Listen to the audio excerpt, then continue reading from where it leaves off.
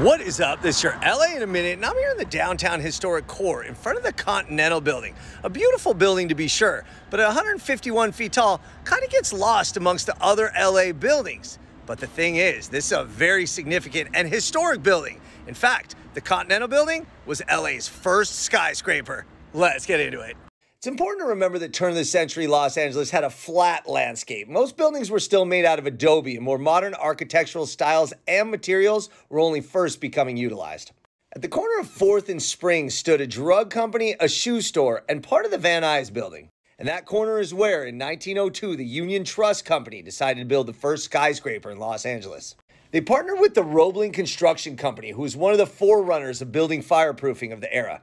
They hired John Parkinson to design the building early in his career, though he would go on to design Bullock's Wilshire, LA City Hall, and the Coliseum, amongst others.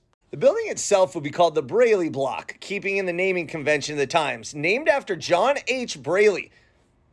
The building was initially called Braley Block, keeping with the naming convention of the time. And it was named after John H. Braley, president of the Southern California Savings Bank, who would later be much lauded for his work with women's suffrage. The 151-foot-tall building would have 12 stories and a basement. It had a steel frame, plastering with a terracotta exterior, and contained many technological advances, which included a state-of-the-art steam heating plant and a vacuum system. On May 14, 1905, the building had its grand opening, which was attended by thousands of people who could access the entire building, including the rooftop garden. And that rooftop garden would remain the loftiest perch in the city for 53 years, as almost immediately after the LA City Council enacted a 150-foot height restriction on future buildings. Rooms initially rented for $18 to $40 per month for both residential and business, and the building had a rotating cast of residents throughout the year, including in 1908 when it was home to the German-American Savings Bank.